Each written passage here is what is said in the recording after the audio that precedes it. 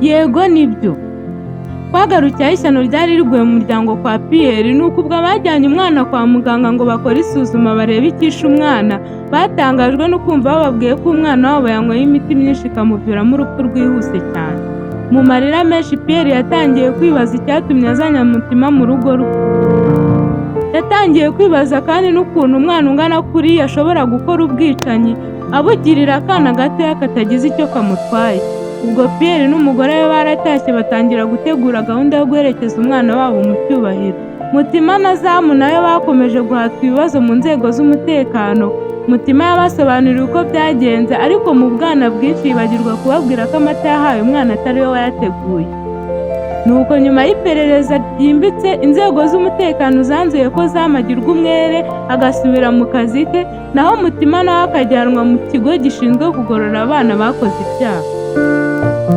Nguko uko Mutima yamanuwe ajyanwa kugororwa hejuru y'icyaha atakoze, byasaga nk'aho ari urundi rupapuro rw'ubuzima bwe rufungutse. Mutima ubwo yari ari mu modoka bamujyanye kugororwa, amarira yari menshi, yishinja icyaha ko yishe umwana muto. Yumva abaye ruvumwa, abantu bose bazajya bamwita umwicanyi. Yumvaga indoto ze zigarukiye aho ngaho.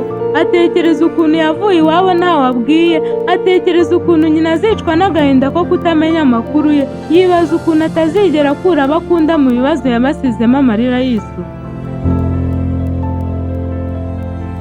Bidatinze bamwinjije mu kigo bagororeramo abana. Agisohoka mu modoka yari arimo atunguwe no kubona abana benshi b'abakobwa bambaye impuzankano zisa, bogoshe kimwe, mbese kuri we byaramugoraga gutandukanya umwana umwe n'undi.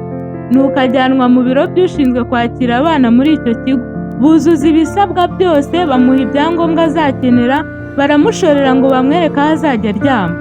Ubwo Mutima bayinjiye atyo mu bana bahuje imibereho ariko badahuje umubabaro.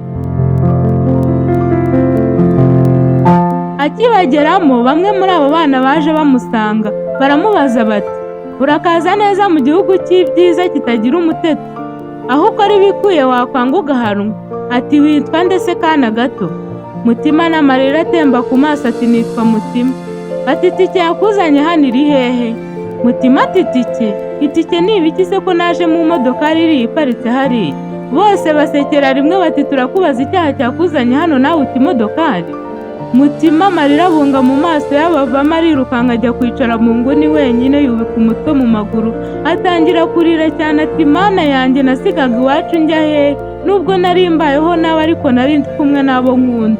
Ati, ese ubu ko kuriho? Niba uriho uzankura muri uyu muruho nanjye mere nk'abandi bana nishime nezerwe.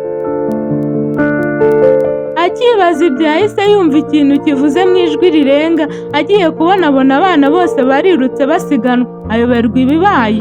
Mu gihe akizubara yumva ijwi rikanganye riti, wowe urakora iki aho ngaho sha? Mbare kabiri nkubona mu cyumba muriramo.